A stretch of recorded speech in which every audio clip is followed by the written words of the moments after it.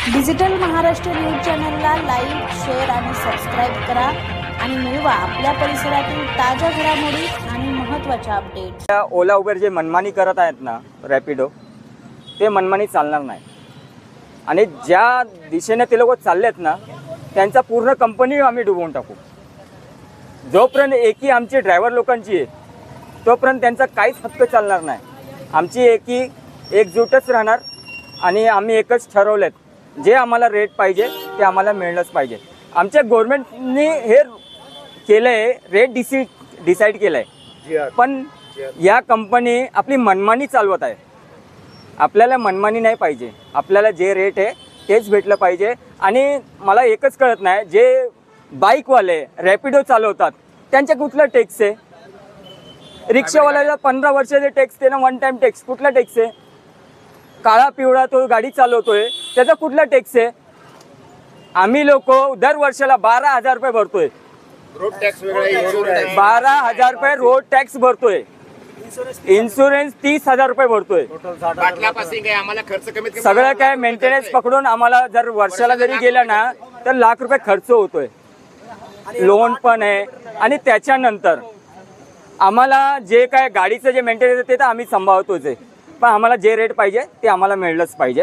एवढंच आमचे निवेदन आहे। आम्ही जेव्हापर्यंत आमचे केशव साहेब जे बोलतील नाही तोपर्यंत आम्ही आंदोलन थांबवणार नाही। हा मोर्चा सतत चालू आहे, हा मोर्चा सतत चालू राहील। आमच्या प्रमुख मागण्या या आहेत की ओला, रॅपिडो, इनड्राईव्ह आणि उबेर या ज्या कंपन्या आहेत हे स्थानिक लोकांची, इथे चालक मालक लोकांची पिळवणूक करत आहे। आमचा कायदेशीर हक्काचा जो रेट आहे तो 32 रुपये किलोमीटर म्हणजे अर्टिगा, 25 रुपये पर किलोमीटर जो आहे डिझायरचा, तो हक्काचा रेट आम्हाला मिळत नाही। आज ह्या कंपनी आमचं शोषण करत आहे। या कंपनी आम्हाला 8 रुपये 9 रुपये पर किलोमीटर पी कार्समध्ये देखील देत आहे। तर त्यामध्ये आमच्या गाडीचा मेंटेनन्स, EMI, आमच्या परिवाराचं शिक्षण आम्ही सांभाळणं, आमच्या गरजा पूर्ण होत नाही आहे। जर शासन आमच्याकडनं जर गाडी घेताना टॅक्स पूर्णपणे घेत असेल, रोड टॅक्सचे पैसे घेत असेल, तर शासनाने याच्यावर जातीने लक्ष घालावं आणि आम्हाला आमच्या हक्काचा रेट मिळावा, ही आमची मागणी आहे। आणि ही मागणी डॉक्टर केशव क्षीरसागर यांची आहे। आणि हे जे मोर्चा आंदोलन चालू आहे, आता आझाद मैदानाला देखील चालू आहे, पण ते अजूनपर्यंत पुण्यावरून निघालेले नाही आहेत। तर जोपर्यंत केशव क्षीरसागर जो बोलत नाही आहे मोर्चा थांबवायचा का काय करायचं आहे, तोपर्यंत आम्ही थांबणार नाही आहे, तोपर्यंत हे असंच चालणार।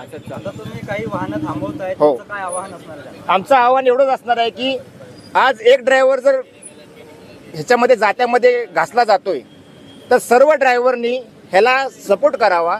आणि एकंदरीमध्ये जर आपली जर एकी असेल तर आपल्याला हक्क आपल्याला 100% मिळणार।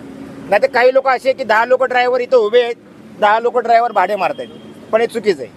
असं होता कामा नये। सर्व ड्रायव्हर लोकांनी, चालक मालकांनी एकत्र यावं आणि या गोष्टीचा निषेध करावा। कधीपर्यंत आपला संप सुरू असणार? आता ह्याच्याबद्दल मी काही बोलू शकत नाही। हे जे आमचे डॉक्टर केशव क्षीरसागर आहेत त्यांच्या मार्गदर्शनाखाली आम्ही चाललेलो आहेत, ते जोपर्यंत बोलत नाही तोपर्यंत आम्ही काही सांगू शकत नाही पुढील काय होईल।